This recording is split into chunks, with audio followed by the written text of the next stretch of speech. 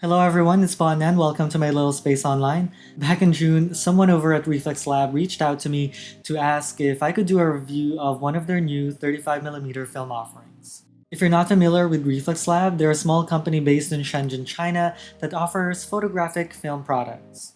They're mostly known for cinematic film offerings like the Reflx Lab 800T and 400D, which are made from Kodak motion picture film with the remjet layer removed. Yes, that's basically Cinestill, but Reflx Lab's offerings is a bit cheaper. I've made a video on the Reflx Lab 800T which you can check out here if you're interested. Anyways, they asked me to review the Reflx Lab Pro 100 in 35mm, which is spooled Aerocolor 2460 film. So yes, it's basically the same as Luminar 100, Flickfilm Electra 100, and Sanacolor 100. All of which I've already made videos about, so instead of repeating myself over and over, Reflx Lab and I talked about switching things up a bit. Hence, I shot a roll of Reflx Lab Pro 100 and got it cross-processed in E6 as slide film.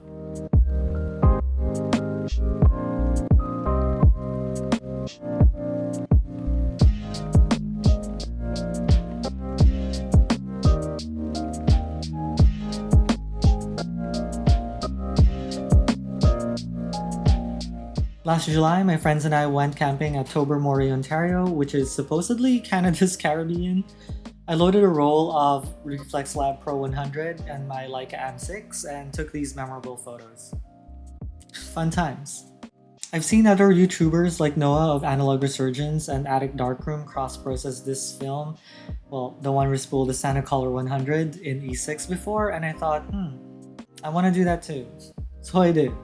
Maybe you're wondering, what does cross-processing in E6 even mean? Now, I don't want to be too technical about this, but basically, there are different developing processes for film. For color film, C41 is the most common developing process that results in a film negative. Most color film like Kodak Gold and Kodak Portra are made specifically for C41. On the other hand, E6 is used to develop colored slide films, which results in a positive film. If you want to see some example slides, check out this video that I made where I show some slides that I took using Fujifilm Provia 100F. Now, you can develop film using a different process than the one that it was meant for, hence the term cross-processing. This can result in some interesting looks and color shifts. Reflx Lab Pro 100 is meant to be developed using C41, but it can be cross-processed as slide films on E6. Shout out to Memento Film Lab here in Toronto for cross-processing and scanning this film for me. So this is what the film looks like. As you can see, there's a bluish cast all over, but it's not that bad. I find that real slide films like Fujifilm Velvia and Kodak Ektachrome leans towards blue as well. According to Attic Darkroom, you'd normally have to overexpose or overdevelop by 2 stops if you're cross-processing C41 and E6, but I didn't do any of that and just shot the film at box speed. And the results are pretty good.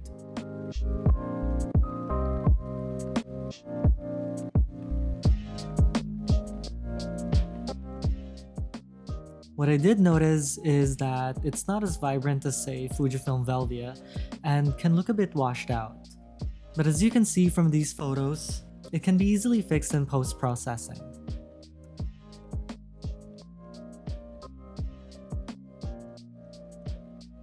This isn't ideal if you want to project our slides though.